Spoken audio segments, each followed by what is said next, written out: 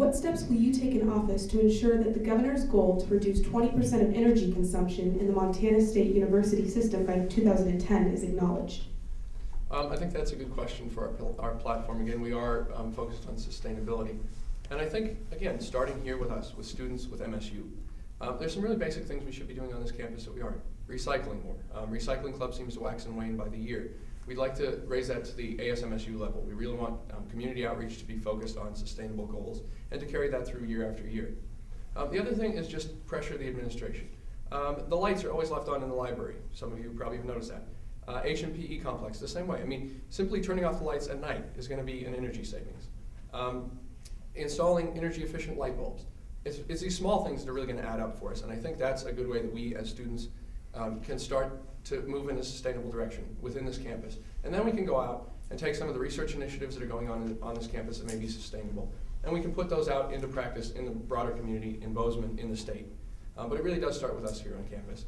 And I think once we have that strong base here, we can go outward, use some of the current research things that are going on, and really expand it. And I mean, just be there to support the governor's initiative in that direction.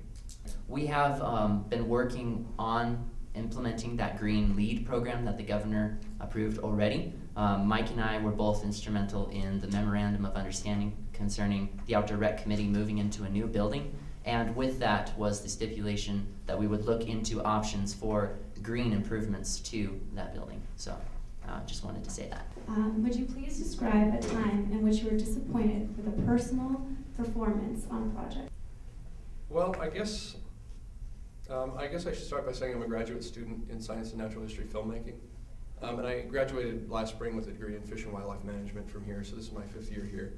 And as far as an undergrad, I don't think I ever really had any projects that were challenging or that I fell short on. But I think as a graduate student in film particularly, that's always an issue with every film project I've done. I think on some level, you always have this desire that you could do better, that you could be doing more, and it's really evident in film because you work to the level that you want to work. So I can do a passable film that's going to get me an okay grade and I'm going to pass, but is that film going to be to the highest quality that I can make? Is it going to be to my own personal satisfaction? Probably not. And there's always things I'd like to be going back and editing again. So I guess I would say almost every film project is like that for me. And I think that's going to be a challenge this next year as president if I'm elected, that I'm always going to feel the need to do more, and I think in the end you have to find kind of a balance between your educational endeavors, your schoolwork, being president, and your personal life. And I think I will attempt to balance all those things as best I can. Am I going to fall short in all those areas? Yes. Am I going to make mistakes? Yes. But I think the best thing I can do is admit to those mistakes and say, here's what I'm doing wrong, and continually be reevaluating that and seeing what can I do better? How can I be more effectively working for students in this case, or more effectively managing my class time? But you guys are interested in how I'm going to help students out. So again, just that continual reevaluation, and really I am going to put in as much time as I can. I'm only taking 6 credits next semester, or next year I should say, 6 credits both semesters. So I should have plenty of time to dedicate to this job, and I really am going to push myself to do the best that I can. Thank you. And this next question is for Shane. Could you please describe a time when you had to make a personal choice involving integrity and ethics? What was it and how did you handle it? Pretty good. Well, last year I was applying for this Truman Scholarship again, and I had committed with the honors program. They had written all my letters of recommendation, and I decided that I wanted to add a music major. So I was torn between kind of my personal interest to pursue that and my commitment to the honors program to follow through with what I had already agreed that I would do.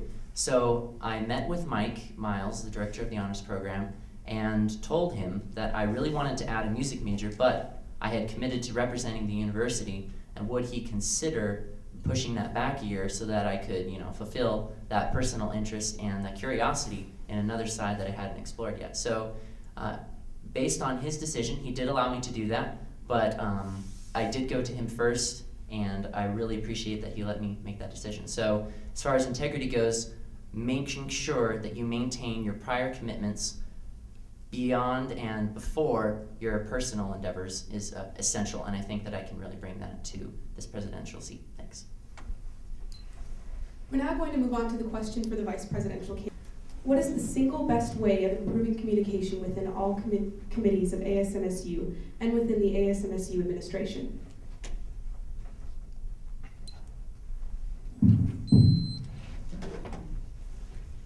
I think that's a question that has been asked repeatedly over the last year. I would like to thank Scott Engelsberger for his efforts to address that question. How can you improve communication within committees? And there's been a few things that we've tried. There's been committee meetings where you bring together subgroups of committee members. You bring together all the committee heads across ASMSU, and they've been variously effective. I think that perhaps what might function best for ASMSU is pairing or forming small groups of committee heads who have similar aims and focuses, such as pairing perhaps concerts, the Procrastinator Theater, and the Exit Gallery, such that they can, or comedy, such that they can work together to provide one facet of the services and entertainment that ASMSU provides. Mr. Pasque, would you like me to repeat the question? No, I believe I can handle that. Thank you very much. I think just recently, actually, we have already taken the first giant step forward in that direction. We recently just passed a new bill that introduces a reformed way of how these committees work and communicate with each other. There are 19 committees, 11 of which are student committees, and then we have 8 of which are professional committees run by mostly classified employees, but also they serve us as another side of ASMSU.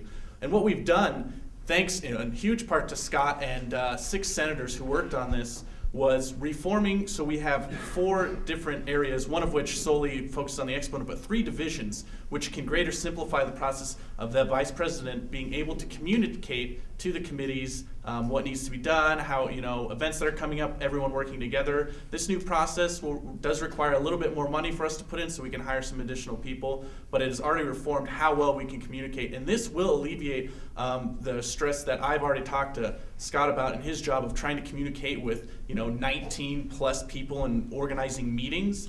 Now you can have that time to communicate on that other aspect of communicating with ASMSU administration and the Senate on focusing on issues that are important to students and things that are especially this year coming up in the legislature, in which we need to focus on to help things like lowering tuition, helping with the academic advising, and then of course some of our other things like Bobcat traditions. We can now focus our energies more on that with this new reformed committee structure. Can I be allowed ASMSU has 20 committees, but just to respond to that, yes, thank you, Scott, for your efforts to put in place the structural changes that are going to help improve communication. And it's been a privilege to be a part of that, and I look forward to having the opportunity to build on those efforts next year. All right, thank you. Now I'd like to open it up and offer each of the candidates a chance to ask the opposing team a question. We'll start with Shane. Would you like to ask the other candidates a question? Yeah. So what are you guys doing currently on ASMSU as an entity rather than just the Procrastinator Theater?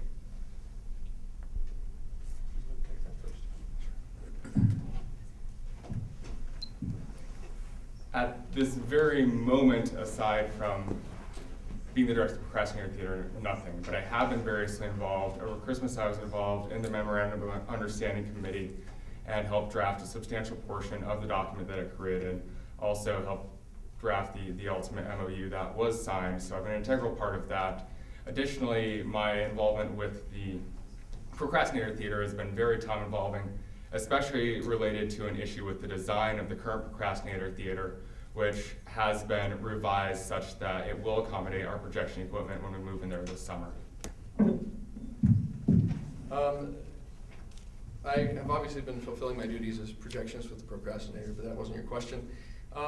As far as involvement, unfortunately I wasn't really able to run for Senate this year. Between transitioning from being an undergraduate to a graduate student and assorted problems with my where I was actually going to be living and what district I would run in, I wasn't able to be on Senate this year, which I would have enjoyed, but I have been active. I have been trying to keep an eye on what the Senate is doing. I've been going to all the Senate meetings. I sat through a portion of budgeting. Unfortunately, I had to go to work before it was over, but so I mean, I have been trying to keep informed and keep abreast of the issues that are happening on campus. So.